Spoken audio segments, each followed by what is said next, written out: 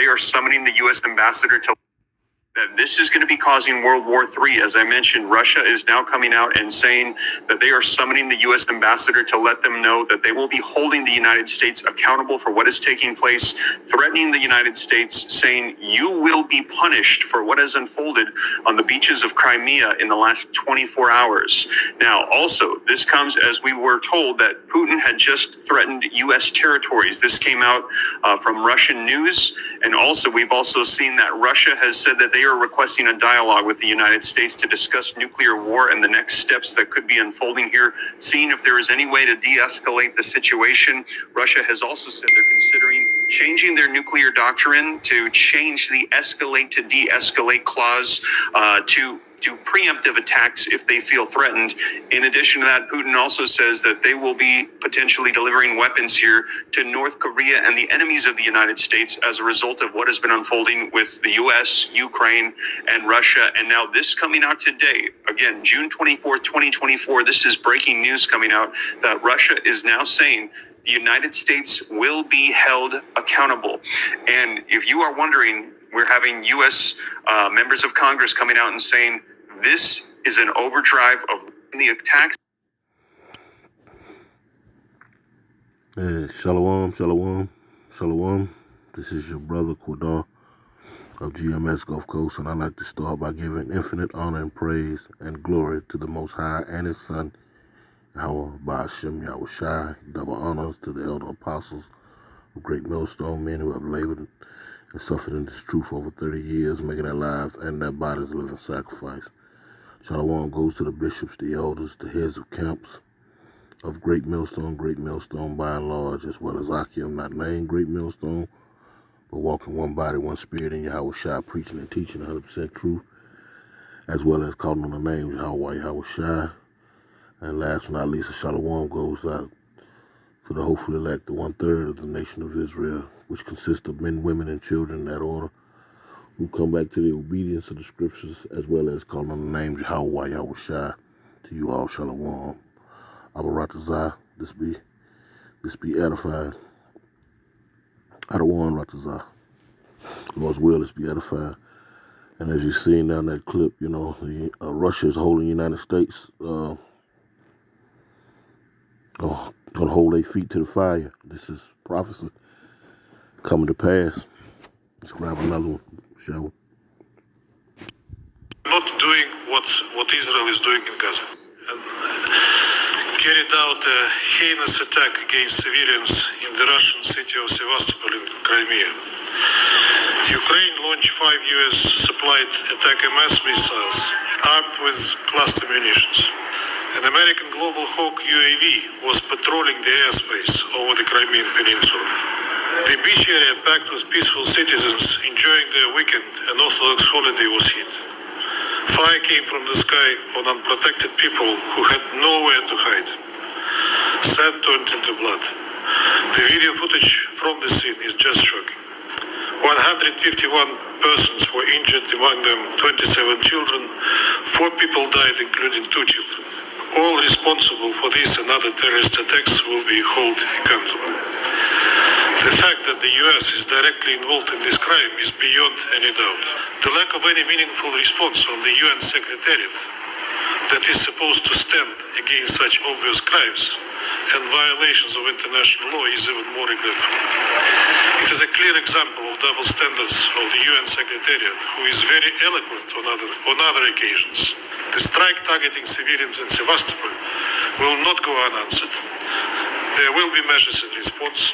The Russian Federation will continue to protect its people and its national security until no threat is posed by the neo-Nazi regime in Kiev that was breeded, raised and financed by the West. Recent actions by the West when they permitted Kiev to attack targets inside the Russian territory,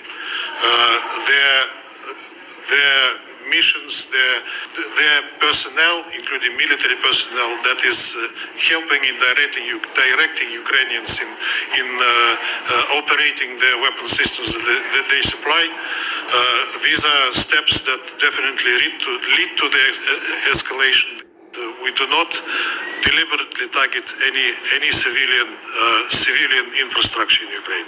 Only that infrastructure that relates to the military-industrial complex of Ukraine. We do not bomb cities. We do not bomb civilians. So that's it. We are not doing what Israel is doing in Gaza. They're going to hold the United States and NATO accountable. Prophecy coming to pass. Prophecy coming to pass. So over the weekend, somebody, probably Ukrainians, pressed the button after the Americans programmed it, sent a cluster bomb to a beach in Sevastopol and killed children, and I think 5 or 6 is the number now, right? And 100 or so wounded. Why on earth would something like that have happened, and how dangerous is this for the United States? Yeah, no, this is now incredibly dangerous. Let's be clear that this is not the first time that Ukraine has fired off Western-supplied armaments, rockets, missiles, mortars, artillery rounds that have killed civilians in Russia. In Belgorod, those attacks have been going on for over a year. But over the last 3 weeks, the West became more open about, okay, yeah, we're going to give Ukraine permission, because the Ukrainians were demanding it, to fire deeper inside of Russia. And made it very clear that the United States was going to be enabling attacks against Russia on behalf of Ukraine. And the Russians, in response, made it very clear. Vladimir Putin, Foreign Minister Lavrov, Deputy Foreign Minister Rybakov, others within the Defense Ministry, that if the United States did this, they'd be crossing a red line, and that they would be opening themselves up to retaliation. They made that very clear, explicitly. So this attack yesterday in Sevastopol consisted of at least 4 attack of missiles, and one of those detonated over, at least 3 of them were shot down, but one of them detonated over this beach. Now there is a military base that is nearby, but this thing detonated over the beach. And there's no doubt that the U.S. was involved with providing intelligence that was used to program that missile so that it could hit in that vicinity. The United States is culpable, and the Russians very quickly were out acknowledging and stating that it was the United States, and that the United States will pay a price. They were unambiguous with respect to that.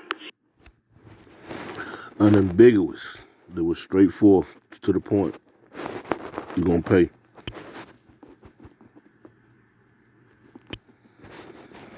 War is coming to Babylon the Great. This is Ezekiel 25 and 12, and it reads, Thus saith the Lord Yahweh power, because that Edom had dealt against the house of Judah by taking vengeance, and had greatly offended and revenged himself upon them. Therefore, thus saith the Lord Yahweh power, I will also stretch out my hand upon Edom, and will cut off man and beast from it, and I will make it desolate from Teman, and they of Dedan shall fall by the sword. And I will lay my vengeance upon Edom by the hand of my people Israel, and they shall do in Edom according to my anger and according to my fury, and they shall know my vengeance, saith the Lord Yahweh.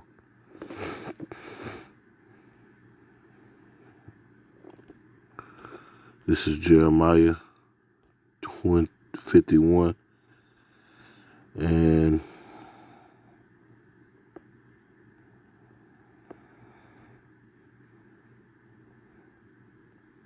19.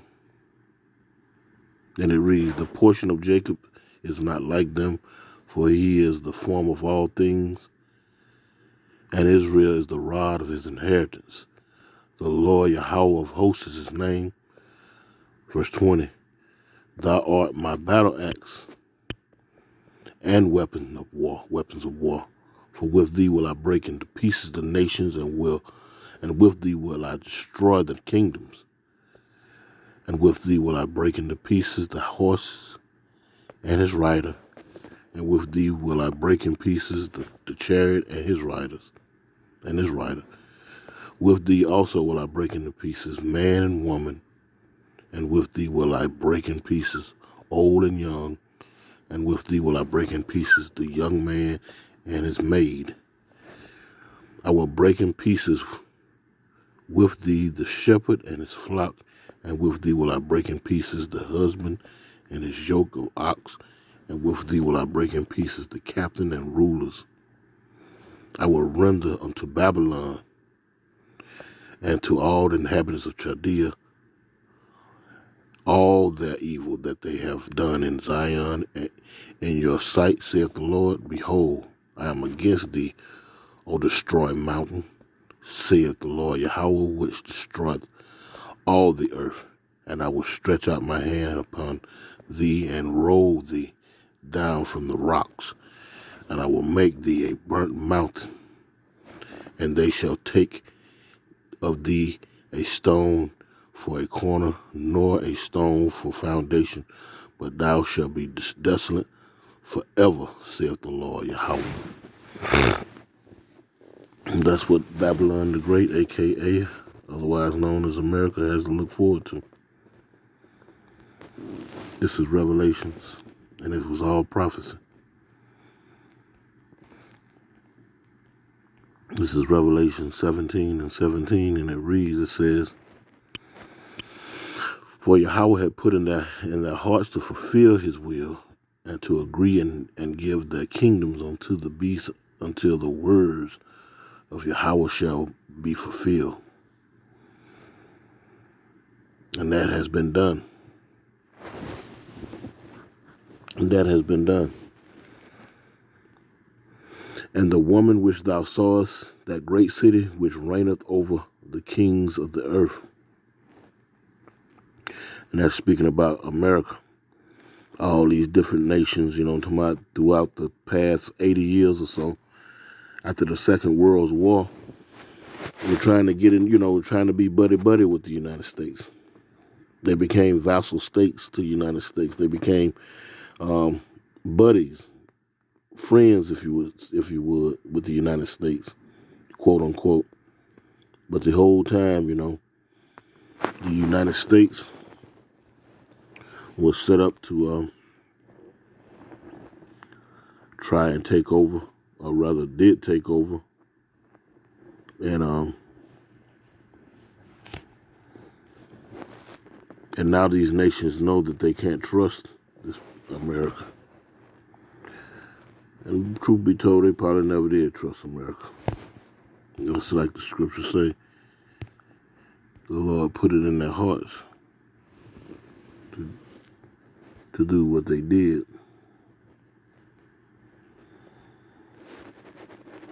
So as the saying goes, you never trust your enemy.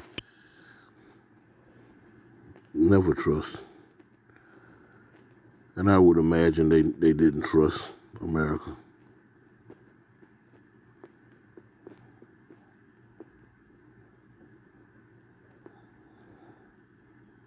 I got the wrong one here. So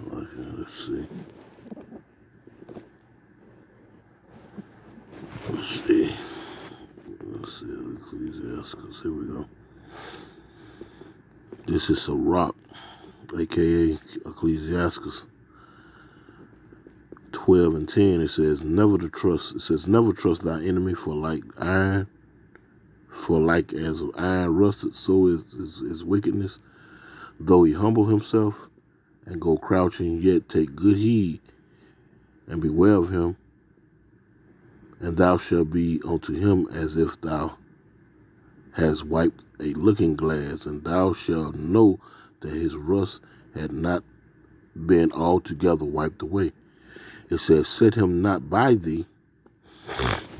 The other countries, talking about letting America come in, set policy, and loan them money through the IMF, the World Bank, so forth and so on. Verse 12, set him not by thee, at least when he had overthrown thee, with these coups and whatnots, these political and overthrowing these countries and whatnot. He stand up in thy place, neither let him sit at thy right hand, lest he seek to take thy seat. And thou at last remember my words and be pricked therein. Yeah. They had to learn the hard way, but the Lord put it in their spirit to do the things they did, to bring forth this prophecy, to bring forth the end of this man's society. Just like Ezra had asked, when will be the end and the beginning of that followed? Let's grab it. Let's grab it.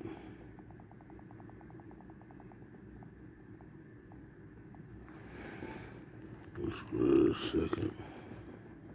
Yeah, just, let's see, 6, I think it is.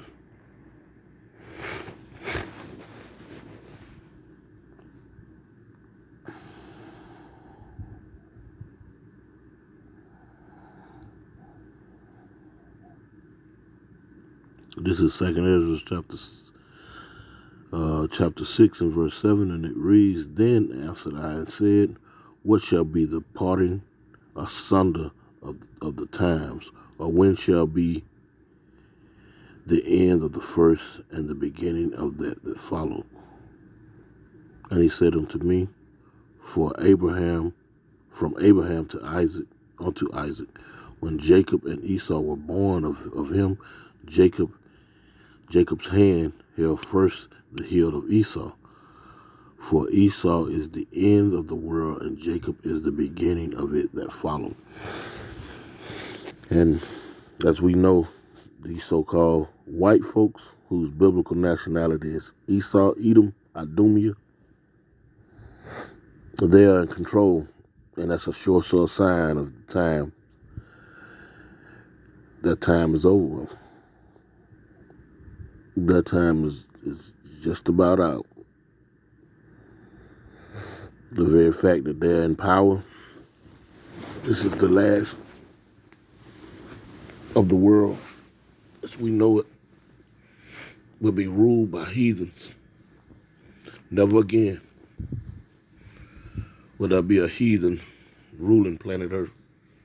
After this so-called white boy get taken down, it's going to be the end all be all. It's going to be the end. And there will be no more of this foolishness. This is Daniel 2. And this is Daniel 2 and 44, and it reads, and in those days, and in the days of these kings, talking about, because this is going into that statue, those toes, talking about down at the very end of that dream that Nebuchadnezzar had, and Daniel interpreted by way of the Most High Yahweh Bashim Yahushua, was given an interpretation to deliver unto the king Nebuchadnezzar. And we're in that final kingdom with those toes and that miry clay. And it reads, it says, let me start at verse 42, and it says, and as the toes of the feet were part of iron and part clay, so the kingdom shall be partly strong and partly broken. And that's what we're witnessing now. And whereas thou sawest iron mixed with miry clay, they shall mingle themselves with the seed of men, but they shall not cleave one to another, even as iron is not mixed with clay. Because Yahushua said, that the nation or people divided against themselves can't stand. Can't stand. Matter of fact, I'm going to grab that real quick. Let's go to Isaiah. It's 19 and 2. This is Isaiah the 19th chapter, verse 1, and it reads, the burden of Egypt, behold, the Lord Yahweh ride upon a swift cloud, and shall come into Egypt, and the idols of Egypt shall be moved at his presence, and the heart of Egypt shall melt in the midst of it. Verse 2, and I will set the Egyptian against the Egyptian, and they shall fight every one against his brother and every one against his neighbor, city against city, and kingdom against kingdom. And the spirit of Egypt shall fail in the midst thereof, and I will destroy the counsel thereof. And they shall seek the idols, and to the charmers, and to them that have familiar spirits, and to the wizards.